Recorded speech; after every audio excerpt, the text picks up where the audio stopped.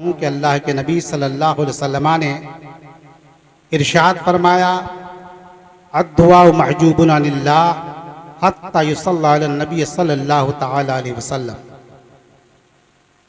دعا اس وقت قبولیت کے دروازے پر دستک نہیں دیتی، قبولیت کا پروانہ حاصل نہیں کرتی جب تک حضور نبی کریم صلی اللہ علیہ وسلم پر درود پاک کا ورد نہ کر لیا جائے. آئیے قبولیت دعا کا وقت ہے، ایسا ہمارا عقیدہ ہے، ایسا ہمارا دعویٰ ہے.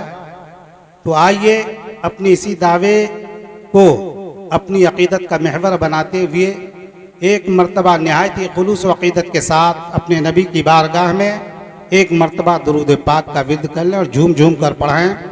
اللہم صلی علی سیدنا و مولانا محمد معدن الجود والکرم منبع العلم والعلم والحکم وآلہ وبارک وسلم صلاة و سلاما علیک یا رسول اللہ یا حبیب اللہ یا نبی اللہ. محترم حضرات، میں نے جس آیت کریمہ کی تلاوت سے اپنے آپ کو مشرف کیا ہے، رب تبارک و تعالی ارشاد فرماتا ہے انما یخشی اللہ من عبادہ العلماء. اللہ کے بندوں میں اللہ سے ڈرنے والے علماء ہی ہیں. علماء کے دل میں خوف خشیت ربانی جلوگر ہے. اور اللہ کے رسول صلی اللہ علیہ وسلم نے ارشاد فرمایا لا یشبع منہ العلماء ولا یخلق من کثرت الرد ولا ینقضی عجائبہ. جس کا مفہوم اور مطلب یہ ہوتا ہے کہ بے شک علماء قرآن پڑھنے سے کبھی آسودہ نہیں ہوں گے، کبھی ان کا دل نہیں بھرے گا. قرآن کتنوں زیادہ بار بھی پڑھا جائے اور کثرت سے پڑھا جائے مگر قرآن پرانا نہیں ہوگا. اس کے عجائب، اس کے معانی، اس کے مفاہیم کبھی ختم نہیں ہوں گے. محترم حضرات، آج ہم اور آپ یہاں حاضر ہو آئے ہیں حضرت علامہ طاہر القادری علیہ الرحمہ کے سالانہ عرس کے موقع پر. اور یقیناً وہ ذات بہت بڑی برکت ذات تھی، جس ذات سے ہزاروں تلامذہ نے کسب فیض کیا، کسب علم کیا اور اپنے دہر میں آفتاب و مہتاب بن کر چمک رہے ہیں اور علم کی ضیاء پاشیوں سے قوم کی اصلاح فرما رہے ہیں. محترم حضرات، آج انہی کے ایصال ثواب کے لیے ان کے پیسران نے اس محفل کا اہتمام کیا ہے. محترم حضرات، محفل کا اہتمام کرنے سے ہوتا کیا ہے؟ اس کا ثواب کیا مرتب ہوتا ہے؟ اس کا ثمرہ کیا مرتب ہوتا ہے؟ اللہ کے رسول صلی اللہ تعالی علیہ وسلم کی بارگاہ میں ایک صحابی حاضر ہو آتے ہیں، حاضر ہو کر عرض کرتے ہیں یا رسول اللہ، ہم اوراد و وظائف کرتے ہیں، ہم قرآن کی تلاوتیں کرتے ہیں، ہم نمازیں پڑھتے ہیں، ہم نوافل پڑھتے ہیں اور اس کا ثواب اپنے مردوں کو ایصال کرتے ہیں. تو کیا یہ ثواب ہمارے مردوں تک پہنچتا ہے؟ کیا اس کا بینیفٹ ان کو ملتا ہے؟ کیا اس کا فائدہ ملتا ہے؟ تو اللہ کے رسول صلی اللہ علیہ وسلم کے زبان فیض ترجمان کو جنبش ہوتی ہے، کلمات ادا ہوتے ہیں. ہاں ہاں انہو لیسلا علیہم یفرحون بہ کما یفرح احدکم بالہدیۃ.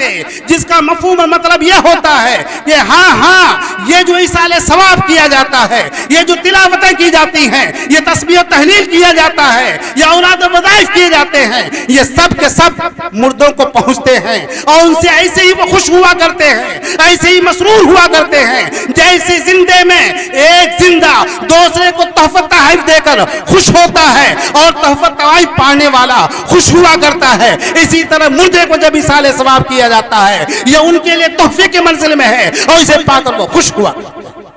محترم حضرات، ہم اور آپ جو بیٹھے ہیں یقیناً یہ محفل میلاد کے ذریعے سے حضرت کی ذات کو ایصال ثواب کر رہے ہیں، اس کا ثواب انہیں یقیناً ملا. محترم حضرات، میں بتانا چاہتا ہوں ثواب کی اہمیت کیا ہوتی ہے اور جو کچھ قرآن پاک پڑھا جاتا ہے اس کے ثواب کی نوعیت کیا ہے، اس کے ثواب کی تعداد کیا ہوتی ہے. ایک مرتبہ کا واقعہ ہے کہ ایک بزرگ अपने घर से वजू करने के बाद मस्जिद में फज्र की नमाज के लिए चल पड़ते हैं। रात की अंधेरी है, अभी फज्र का उजाला नमूदार नहीं हुआ है। पहले के लोग ऐसे ही हुआ करते थे, नमाज का एहतमाम पहले ही क्या करते थे। आज हालत यह है कि नमाज का एहतमाम वक्त आने पर भी नहीं किया करते, हत्ता के इमाम 1-2 रकात नमाज पढ़ा देते हैं, तब जाकर के मुक्तदियों की हाजिरी होती है और ये मालूम होता है कि मस्जिद भरी पड़ी है, इबादत गुजारों की कसरत है। लेकिन उससे पहले ऐसा हाल नहीं होता। हालांकि हाल ये होता है कि जो नमाज का एहतमाम करता है तो कल क़यामत के दिन जब वो उठेगा तो उनका चेहरा कहीं चांद से ज्यादा रोशन होगा। कुछ लोग ऐसे भी आएंगे जिनका चेहरा सूरज से भी ज्यादा रोशन होगा। कुछ लोग ऐसे होंगे कि जिनका इस तरह तो रोशन ना होगा, उसके चेहरे चांद की तरह नहीं, सूरज की तरह नहीं, बल्कि सितारों की तरह रोशन होंगे। इनके बारे में जब पूछा गया, लोगों ने दरियाफ्त किया तुम्हारा दुनिया में क्या अमल था, किसी ने बताया कि हम नमाज का एहतमाम इस हैसियत से करते थे कि जब अज़ान होती थी अपने घर में वज़ू बनाते थे और वज़ू करने के बाद मस्जिद की तरफ रुख करते थे, और यहां तक कि इमाम जब मुसल्ले पे खड़ा होता और मुकब्बिर तकबीर कहता तो हम नमाज में शरीक हो जाया करते। कोई कहता हम नमाज पढ़ने के लिए पहले से तैयारी कर लेते, और जब मुअज्जिन आज़ान नहीं देता फौरन ही उससे पहले ही हम वज़ू अपने घर में कर लेते, और करने के बाद जब हम मस्जिद की तरफ रवा दवा होते तो रास्ते में होते और उधर आज़ान होती, और हम जा करके इंतजार करते मुसल्लियों का कि वो आए, और फिर वक्त आए, वक्त मौऊद पर मुकब्बिर तकबीर कहे और इमाम तकबीर के साथ साथ अपने तकबीर की बुलंद आवाज़गी के साथ इमामत के फराइज अंजाम देते हुए नजर आए, तो यह हालत होती। लेकिन कुछ लोग यह भी बताते हैं कि आपका क्या हाल था। उन्होंने बताया कि हम लोगों के नमाज का एहतमाम का यह हाल था कि जब हम लोग मस्जिद में उस वक्त पहुंच जाते थे कि अभी कोई नहीं पहुंचता, हत्ता कि मुअज्जिन भी नहीं पहुंचता, आज़ान के लिए उम्मीज़ना पर तशरीफ नहीं लाते, मैं उससे पहले ही इंतजार में बैठा रहता कि मुअज्जिन कब आएंगे। चुनांचे मुअज्जिन आता, आज़ान कहता, फिर तकबीर कही जाती, हम इमाम के साथ नमाज में शामिल हो जाते। मेरे मोहतरम सामईन, इनमें से पहले के लिए यह आया है कि उनका चेहरा चांद से ज्यादा रोशन, उनका चेहरा ये सितारों से ज्यादा रोशन होगा, और दूसरे के बारे में यह है कि उनका चांद से ज्यादा चेहरा रोशन, और तीसरी जमात के बारे में यह मरकूम है, यह लिखा हुआ है कि उनका चेहरा सूरज से ज्यादा रोशन। मोहतरम हजरात, तो ये हाल होता है। तो आप देखें कि आप जो कुछ भी करेंगे, जो कुछ भी आप पढ़ेंगे, उसका सवाब आपका इस दुनिया में भी मुरतब होता है और आखिरी एतबार से भी मुरतब होता है कि आपका चेहरा इस दुनिया में उन अमाल की वजह से जिसको आपने किया, आपका चेहरा चांद से ज्यादा रोशन, आपका चेहरा सूरज से ज्यादा रोशन, आपका चेहरा सितारों से ज्यादा रोशन। ये किसकी बदौलत है? आपके नेक आमाल की बदौलत है। इसीलिए कि आप जब नेक आमाल करेंगे तो उसका सवाब आपको मिलता हुआ नजर आएगा। चुनांचे हदीस शरीफ में आता है, कुल्लु अमल इब्न आदम युज़ाफ़ुल हसनतो बिअशरि अम्सालिहा इला सब'i मिअति ज़िअफ़, यानी जब इंसान कोई नेक काम करता है तो उसका सवाब 10 गुना से लेकर 100-700 गुना तक बढ़ा दिया जाता है। मोहतरम हज़रात, और ये सवाब रब तबारक व तआला के यहाँ कोई ऐसी चीज नहीं है जो आपके धन दौलत की तरह हो, आपके गल्ला जात की तरह हो, आपके रुपए पैसे की तरह हो। रुपए पैसे शॉर्टेज हो सकते हैं, आपके गल्ले में कमी हो सकती है, लेकिन रब तबारक व तआला जो सारी चीजों को पैदा करने वाला है, सवाब का खालिक भी वही है, इसलिए उसके यहाँ सवाब की कमी नहीं। ये जो तादाद बताई जाती है वो तफहीम को करीब करने के लिए, आपकी समझ से करीब करने के लिए, आपकी दिलचस्पी के लिए, आपकी तनशीद खातिर के लिए, कि जितनी तादाद आप सुनेंगे उस तरह आपकी तवज्जो बढ़ेगी नेक अमाल की तरफ, आप नेक अमाल करते हुए। सुभान अल्लाह। मोहतरम हज़रात, तो मैं कह रहा था कि वो नमाज के लिए, फज्र की नमाज के लिए चला जा रहा है मस्जिद की तरफ रवा दवा, बीच में कब्रिस्तान पर, और कब्रिस्तान में पहुंचने के बाद थकावट की वजह से उसे नींद आ जाती है, और जब नींद की आगोश में पहुंचते हैं तो क्या देखा जाता है कि सारी कब्रें शक हो गई हैं और मुर्दे अपने कब्रों से, शकशुदा कब्रों से निकल रहे हैं, और आसमान से फरिश्ते, एक एक फरिश्ते एक एक आफताबा लेकर के हाजिर होते हैं। उस कब्रिस्तान में, और हर आफताबे पर, हर लोटे पर, वो लोटा जिसके ऊपर ढक्कन लगा हुआ हो, ढक्कनदार लोटा, ये उसके लिए, और एक दस्तरखान, उसमें नाम लिखा होता था अब्दुल्ला, अब्दुल रहमान, अब्दुल रशीद, जिसका भी नाम लिखा होता, वो आफताबा फरिश्ते लेकर के उसको दे देते। यहां तक कि सारे मुर्दों ने आफताबे ले लिए। एक नौजवान बोसीदगी की हालत में एक तरफ अफसुर्दगी की हालत में खड़ा है, और इसी अफसुर्दगी के आलम में देखा यह जा रहा है कि वो बड़ा ही अफसुर्दा है, बड़ा मुजमहिल है, और उनके बाल उलझे हुए हैं, और उनकी हालत जार बनी हुई है। ये बुजुर्ग आहिस्ते आहिस्ते कदम बढ़ाते हुए उनके पास पहुंचते हैं, और पहुंचने के बाद कहते हैं कि बेटे ये बताओ तुम्हारा चेहरा अफसुर्दा क्यों है? सबको तो आफताबा मिला हुआ है, खान मिला हुआ है, लेकिन तुम्हारे पास कुछ नहीं, आखिर ये महरूमी का सबब क्या है? तो कहा मामला यह है कि ये आफताबे और ये खान, इनके पसमानदगान की तरफ से जो इसाले सवाब किया गया है, उसकी पादाश में मिल रहा है, उसके बदले में मिल रहा है, उसके सिले में मिल रहा है, और मेरी दुनिया में मेरे लिए कुछ नहीं किया गया, मेरा कोई दुनिया में नहीं। एक माँ थी, बाप के इंतकाल के बाद उसने दोषी शादी कर ली, और दोषी शादी करने के बाद अपने शौहर के साथ वो मगन हो गई, मुझसे ला ताल्लुक हो गई, मेरा इंतकाल हो गया।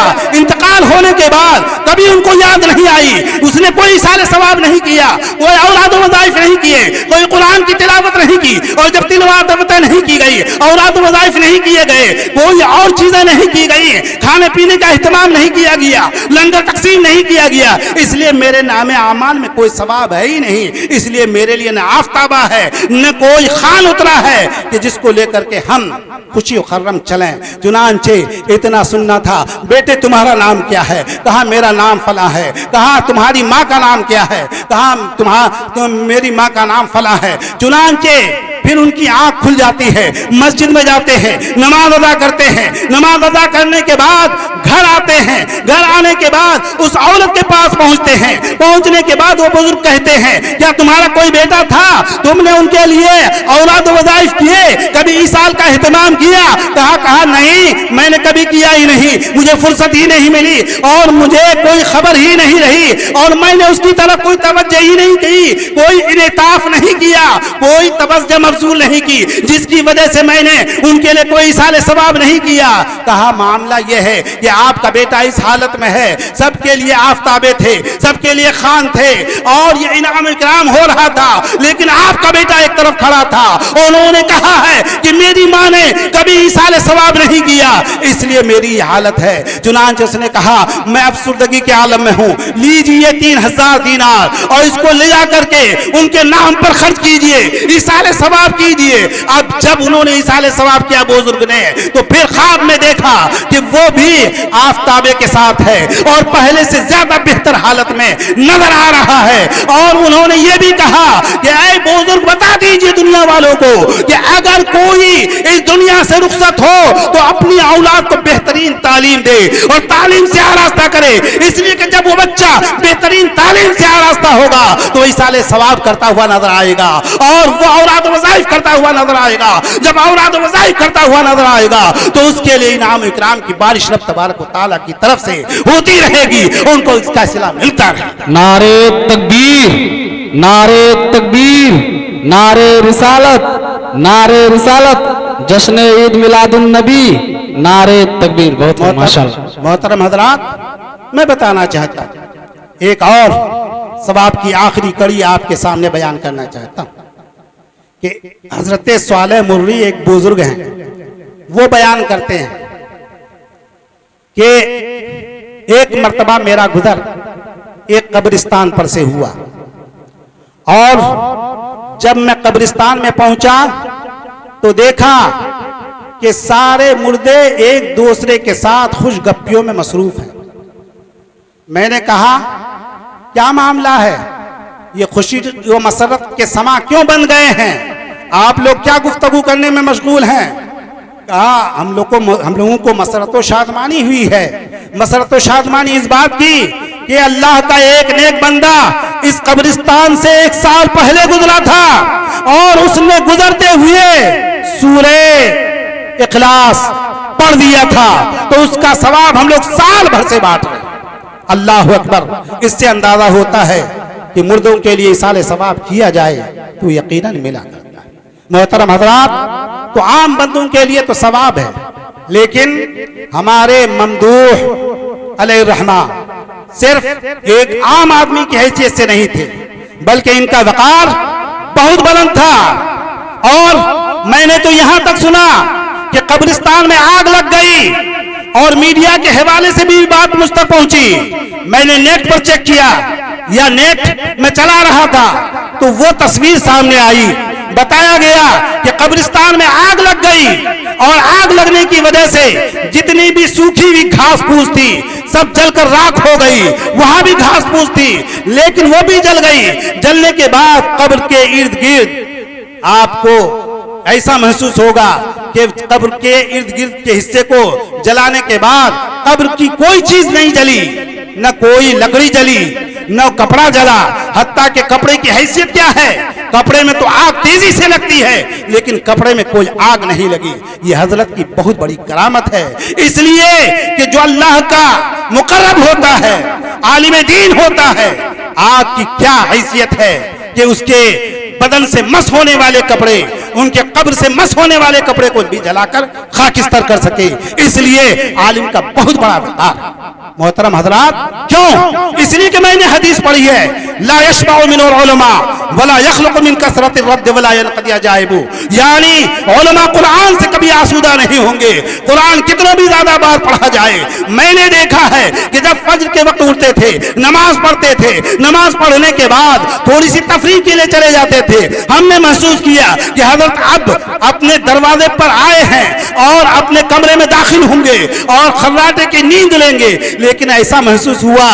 محسوس ہونے کے بعد جب ان کے کمرے میں میں نے رخ کیا اور وہاں تک پہنچا تو دیکھا کہ آپ سو نہیں رہے ہیں، قرآن پڑھ رہے ہیں۔ میں نے کہا حضرت یہ قرآن اس وقت آپ پڑھ رہے ہیں، بعد میں بھی پڑھ لیتے۔ کہا نہیں، یہ بھی تو میرا معمول ہے۔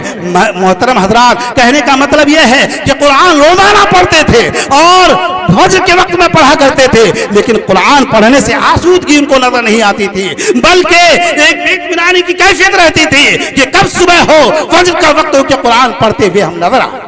محترم حضرات، یہ قرآن پڑھنے کا مزاج ہوتا ہے، اور جب رمضان کا موقع آتا تو اس میں ہر عالم دین کچھ نہ کچھ، حتیٰ کہ عام لوگ بھی قرآن پڑھتے ہوئے نظر آتے ہیں، تو عالم ربانی سے کیا بعید ہے کہ وہ بھی قرآن نہ پڑھیں، بلکہ قرآن پڑھنا ان کے فہم کے قریب، ہمارے فہم کے قریب، سب کے فہم کے قریب ہے۔ یقیناً وہ قرآن ضرور پڑھتے ہیں اور پڑھنا ہی چاہیے۔ محترم حضرات، اور قرآن کا علم کس قدر رکھتے تھے میں آپ کو بتانا چاہتا ہوں کہ میں دارالعلوم میں مدرس ہوں۔ مجھے بات یاد آ گئی ہے تو اس کو بیان کر کے میں اپنی تقریر ختم کرنے والا ہوں۔ تو میری 1 گھنٹی شروع ہی سے دارالعلوم نسواں یعنی جامعہ خطیب الکبریٰ میں رہتی تھی، تو میں وہاں سے پڑھانے کے بعد جب آیا تو حضرت نے باہر درسگاہ لگائی تھی۔ ٹھنڈی کا موسم تھا اور ٹھنڈی میں عموماً مدرسین دھوپ لینے کے لیے باہر درسگاہ لگاتے ہیں۔ فضیلت کے درجے کو تعلیم دے رہے تھے، 15-20 لڑکے تھے، تو حضرت ایسے داڑھی پکڑے ایسے منہ میں کر رہے تھے اور پھر نکال رہے تھے۔ ایسا عموماً سوچ و فکر کی حالت میں ہوتا ہے۔ تو حضرت نے کہ یہ کیفیت میں نے دیکھی تو میں نے کہا کیا بہت بڑا مسئلہ پیش آ گیا ہے کہ آپ داڑھی کو کبھی منہ میں لے جا رہے ہیں، کبھی چھوڑ رہے ہیں، کبھی ہاتھ سے اوپر کر رہے ہیں، نیچے کر رہے ہیں۔ کہا ہاں مسئلہ تو ہے۔ ہم نے کہا کیا مسئلہ ہے؟ تو حضرت نے کہا کہ بخاری شریف کی حدیث ہے، لم یکذب ابراہیم الا ثلاث، جس کا لفظی معنی تو یہ ہوتا ہے کہ حضرت ابراہیم علیہ السلام نے زندگی میں 3 بار کے علاوہ کبھی جھوٹ نہیں بولا. آپ دیوبندیوں کا ترجمہ دیکھیں گے تو یہی ملے گا. لیکن ایک اہل سنت والجماعت کی عبقری شخصیت جس نے نزہۃ القاری لکھی ہے، میں نے وہ ترجمہ بھی دیکھا تھا کیونکہ ایک مضمون مجھے لکھنا تھا عصمت انبیاء پر تحقیقی جائزہ. تو وہ اشرفیہ میں بھی مضمون چھپا تھا، سن 1993 ماہنامہ کنز الایمان میں بھی مضمون چھپا تھا. اور یہ میں نے کس لیے لکھا تھا تو مجھے اچھی طرح یاد ہے کہ ایک صاحب ایک مولانا سے گفتگو کر رہے تھے اور گفتگو کرتے کرتے مولانا نے کہا کہ سہراب بھائی آپ بہت غلط بیانی سے کام کر رہے ہیں، جھوٹ بول رہے ہیں، آپ کو جھوٹ نہیں بولنا چاہیے. تو معاذ اللہ اس آدمی نے دریدہ دہنی کرتے ہوئے کہا کہ جب حضرت ابراہیم جیسے نبی جلیل القدر نبی جھوٹ سے محفوظ نہ رہ سکے تو ہماری حیثیت ہی کیا ہے. ہم نے کہا سہراب آپ توبہ کیجئے، نبی تو معصوم ہوا کرتے ہیں، ان سے کوئی گناہ کا صدور ہو ہی نہیں سکتا، آپ کیسی باتیں کر رہے ہیں. نہیں، بخاری شریف میں ہے. ہم نے کہا وہاں مفہوم دوسرا ہے، آپ نہیں سمجھ پائیں گے. تو میں نے وہ حدیث بتائی کہ یہ ہے، لیکن اس کا ترجمہ وہ نہیں ہے. جب ادب والے ترجمہ کرتے ہیں، صاحب شارح بخاری حضرت علامہ مفتی شریف لاقنجدی نے ترجمہ کیا اس کا کہ لم یکذب ابراہیم الا ثلاث، کہ حضرت ابراہیم علیہ السلام نے زندگی میں صرف 3 مرتبہ بظاہر خلاف واقعہ بات کی. یعنی ظاہر میں خلاف واقعہ، حقیقت میں خلاف واقعہ نہیں. اور خلاف واقع بات کو جھوٹ کہتے ہیں، اور بظاہر خلاف واقعہ ہو تو بظاہر دیکھنے میں جھوٹ ہے لیکن حقیقت میں جھوٹ نہیں ہے. اس لیے ادب کا تقاضا یہ ہے کہ بظاہر خلاف واقعہ بات کہا جائے، جھوٹ ہرگز نہ کہا. بہرحال تو حضرت یہی کہہ رہے تھے کہ وہ 3 واقعہ کیا ہے، ذہن پہ زور ڈال رہا ہوں لیکن وہ واقعہ یاد نہیں آ رہا. ہم نے کہا حضرت میں نے مضمون لکھا ہے، واقعہ یہ ہے کہ ایک تو وہ واقعہ کہ جب نمرودی اپنے میلے میں گئے تھے تو حضرت ابراہیم علیہ السلام کو نمرودیوں نے کہا کہ آپ بھی چلیے میرے میلے میں اور تھوڑا جی بہل جائے گا. لیکن آپ نے کہا کہ نہیں، مجھے انی سقیم کا لفظ ہے کہ میں بیمار ہوں. حالانکہ حضرت اس وقت بیمار نہیں تھے، تو وہاں بیمار نہیں تھے اس لیے بظاہر خلاف واقعہ بات، لیکن حقیقت میں خلاف واقعہ نہیں.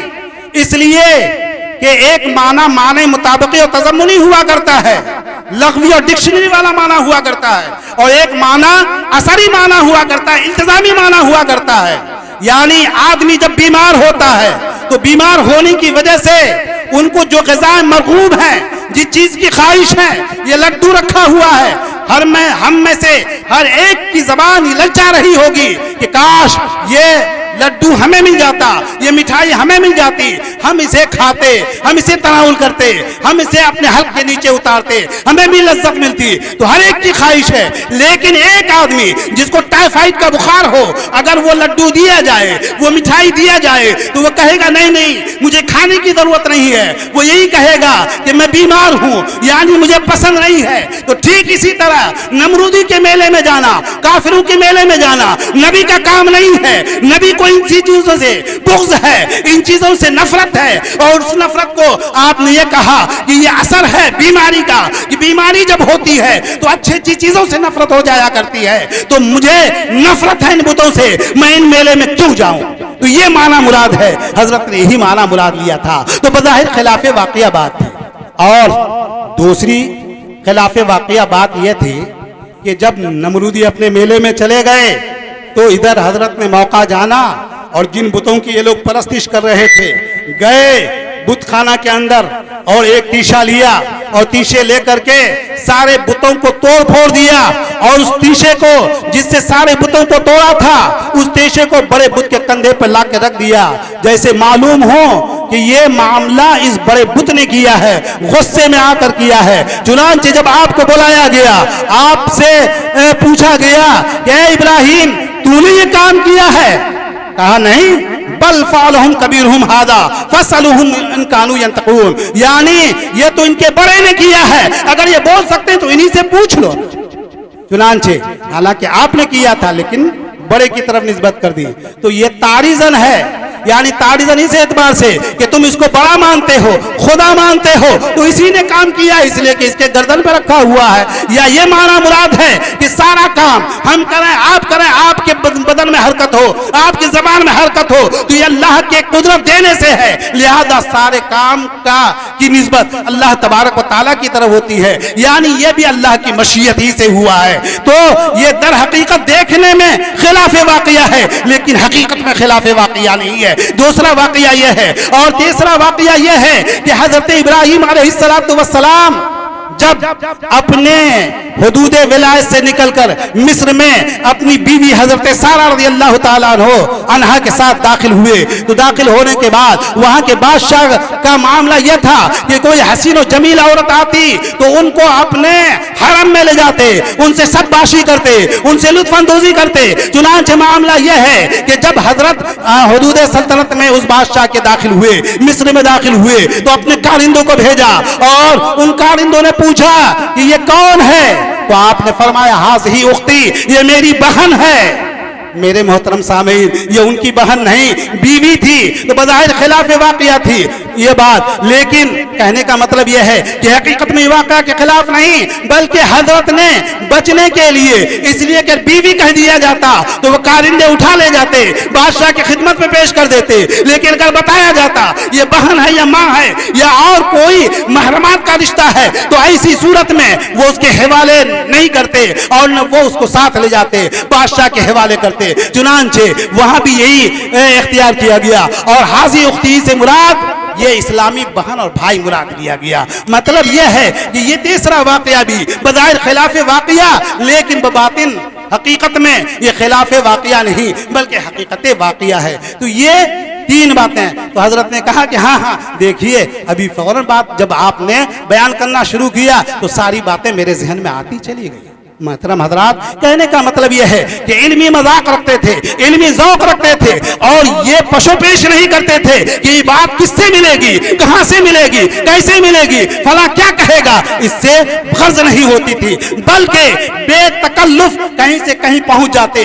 کہا اس کا مطلب کیا ہے؟ کبھی فون کر کے بلا لیتے اور کہتے کہ ذرا یہاں آئیے، ایک بات دریافت کرنی ہے یا کچھ تبادلہ خیال کرنا ہے۔ تو میرے محترم سامعین، یہ عالم ربانی کی باتیں ہوتی ہیں، وہ علم سے کبھی جی نہیں چراتے، اور کتنوں بھی بار پڑھتے علم کی باتوں سے طبیعت ان کی اکتاتی نہیں، اور اس حدیث کے بالکل عین مطابق ان کی طبیعت تھی۔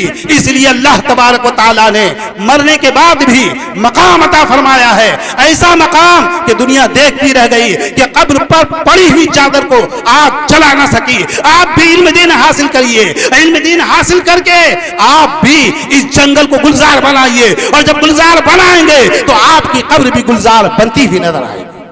محترم حضرات، یہ چند باتیں تھیں جو میں نے نظر کی، مٹھائی حاضر ہے، آپ حضرات بھی لمبی بیٹھک کے بعد اکتانے کی کیفیت میں آ گئے ہیں، اس لیے میں اب زیادہ تقریر نہیں کروں گا۔